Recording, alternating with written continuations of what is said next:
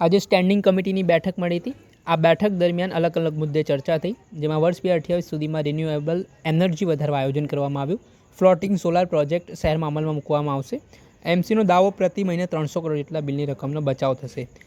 અમદાવાદ રાજમાં રાજ્ય સરકાર હસ્તકની હેરિટેજ કમિટી બનાવવામાં આવશે। શહેરમાં આવેલા પૌરાણિક સ્થળોને ડેવલપ કરવામાં આવશે। રાજ્ય સરકાર હસ્તકની કમિટી વડા મ્યુનિસિપલ કમિશનર રહેશે। અંદાજે 10 કરોડની રકમ રાજ્ય સરકાર દ્વારા ચૂકવવામાં આવશે। અમદાવાદમાં પ્લેન ક્રેશ દુર્ઘટનામાં ચા નાસ્તો પાણી દૂધ માટે 16 લાખનો ખર્ચ। એમસીએ 16,74,405 રૂપિયાનો ખર્ચ કર્યો। પ્લેન ક્રેશમાં ફરજમાં રહેલા અધિકારીઓ કર્મચારીઓ સેવાભાવી સંસ્થાઓ માટે થયો ખર્ચ। પ્લેન ક્રેશમાં ચા નાસ્તા ખર્ચ પર સ્ટેન્ડિંગ કમિટીના ચેરમેનનું પણ નિવેદન સામે આવ્યું છે। સાથે જ મનપા, ફાયર, સ્વચ્છતા સહિતના તમામ લોકોના કામો માટે લાગ્યા હતા। અમદાવાદમાં જે રીતે આજે ઘટનાક્રમ બન્યો હતો તે મામલે શું કહી રહ્યા છે સ્ટેન્ડિંગ કમિટીના ચેરમેન દેવાંગ દાણી, તેમને સાંભળો। શહેરમાં ફ્લોટિંગ સોલર પેનલ મૂકવા માટેની દરખાસ્ત આજે મંજૂર કરવામાં આવી। કઈ રીતના આ પેનલ છે તે કામ કરશે અને ખર્ચની વાત કરીએ તો કોર્પોરેશન આના કારણે કેટલો લાભ નાણાકીય રીતે થઈ શકે? અમદાવાદ મહાનગરપાલિકા રિન્યુએબલ એનર્જી જે પરંપરાગત ઉર્જાના સ્ત્રોત છે એના કરતાં રિન્યુએબલ એનર્જી તરફ આગળ વધી રહી છે। હાલ મહાનગરપાલિકાની અંદર લગભગ પર મંથ 350 કરોડ રૂપિયાનો ઇલેક્ટ્રિસિટીનો ખર્ચ થતો હોય છે। આજના સમયે 43% અમે મહાનગરપાલિકા રિન્યુએબલ એનર્જી તરફ આગળ વધી ચૂક્યા છે અને આવનાર સમયગાળા દરમિયાન કોર્પોરેશનના તમામ બિલ્ડિંગો છે એની ઉપર સોલર પેનલ વાગે। તદુપરાંત મહાનગરની અંદર વોટર બોડી આવેલી છે, લાંબા તળાવ હોય, કાંકરિયા તળાવ છે, સાબરમતી રિવરફ્રન્ટ છે, તો ત્યાં આગળ ફ્લોટિંગ સોલરનો પણ ઉપયોગ કરી રિન્યુએબલ એનર્જી કઈ રીતે મેળવી શકાય તે માટે આજની કમિટીની અંદર એના કન્સલ્ટન્ટ માટે રાજ્ય સરકારની જે એજન્સી છે તે એજન્સીને મંજૂરી આપવામાં આવી છે અને એને આધારે ટેન્ડર તૈયાર કરવામાં આવશે અને 2028 સુધીમાં મહાનગરપાલિકા નેટ ઝીરો તરફ આગળ વધે। એટલે કે આપણે વાત કરીએ કે પરંપરાગત ઉર્જાના સ્ત્રોત સૌર ઉર્જા દ્વારા 100% ઉર્જા જે કોર્પોરેશનને જરૂરિયાત છે એ પ્રાપ્ત થાય એમાં આગળ વધી રહી છે। પરિણામે એ સમયગાળા દરમિયાન વર્ષે લગભગ 3000 કરોડ રૂપિયાની મહાનગરપાલિકાને ઇલેક્ટ્રિસિટીની બચત થશે અને દેશના વડાપ્રધાનનું જે સપનું છે કે ભાઈ રિન્યુએબલ એનર્જીનો મહત્તમ ઉપયોગ થાય એ માટે મહાનગરપાલિકા આગળ વધી રહી છે। ફ્લોટિંગ સોલરની અંદર દેશની પ્રથમ મહાનગરપાલિકા હશે કે જેને ફ્લોટિંગ સોલર તરફ આગળ વધી કે ભાઈ પાણીની અંદરથી સોલર પેનલ લગાવી કઈ રીતે સૌર ઉર્જા ઉત્પન્ન કરી શકાય તે માટેની આજની સ્ટેન્ડિંગ કમિટીની અંદર ફ્લોટિંગ સોલરના કામને મંજૂરી આપવામાં આવી છે। વડાપ્રધાન જ્યારે મુખ્યમંત્રી હતા ત્યારે કાંકરિયાનું ડેવલપમેન્ટ કરવામાં આવ્યું। પહેલાનું કાંકરિયા અને હાલનું કાંકરિયા અનેક ગણે તફાવત। આજે અનેક લોકો કાંકરિયાની મુલાકાતે આવતા હોય છે। ત્યાં ભૂતકાળની અંદર આપણે વાત કરીએ કે બાલ વાટિકા ગયા વર્ષે આપણે ઊભી કરવામાં આવી। પરિણામે નગરના છોકરાઓ અને આપણે વાત કરીએ કે નગરજનો આપણે વાત કરીએ કે આ બાલ વાટિકાની મુલાકાત લેતા હોય છે। આવનાર સમયગાળા દરમિયાન કાંકરિયાની અંદર આપણે વાત કરીએ કે અલગ અલગ પ્રકારની આપણે વાત કરીએ કે રાઇડ્સ એ પણ મૂકવામાં આવશે અને આજની સ્ટેન્ડિંગ કમિટીની અંદર કેન્ડી મ્યુઝિયમ કે જે પાર્ટી દ્વારા 10 કરોડનું રોકાણ કરવામાં આવશે અને એમાંથી 35% રેવન્યુ શેરિંગ કોર્પોરેશનને પ્રાપ્ત થશે અને એને બનતા 1 વર્ષ લાગશે। પરિણામે કાંકરિયા કાલની આપણે વાત કરીએ કે આકર્ષણની અંદર નગીનાવાડી, તદુપરાંત જૂ, આપણે વાત કરીએ કે બાલ વાટિકા, આપણે વાત કરીએ કે આ કેન્ડી મ્યુઝિયમ એ એમાં ઉમેરો કરશે અને આવનાર સમયગાળા દરમિયાન જે રીતે ત્યાં આગળ રેલગાડી, છુકછુક ગાડી ચાલી રહી છે એવી રીતે અનેક આકર્ષણો આ કાંકરિયા લેક ફ્રન્ટની અંદર ઉત્પન્ન આપણે ઊભા કરવામાં આવી રહ્યા છે।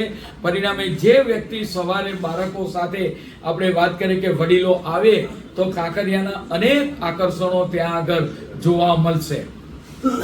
પ્લેન ક્રેશ એ દુઃખદ ઘટના હતી।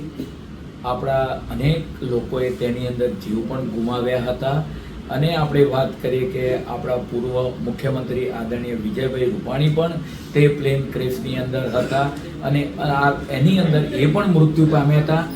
જેવી પ્લેન ક્રેશની ઘટનાની જાણ 1:40 1:45 થઈ અને તરત જ અમદાવાદ મહાનગરપાલિકાએ સેવાકીય કાર્ય ચાલુ કરી દીધું.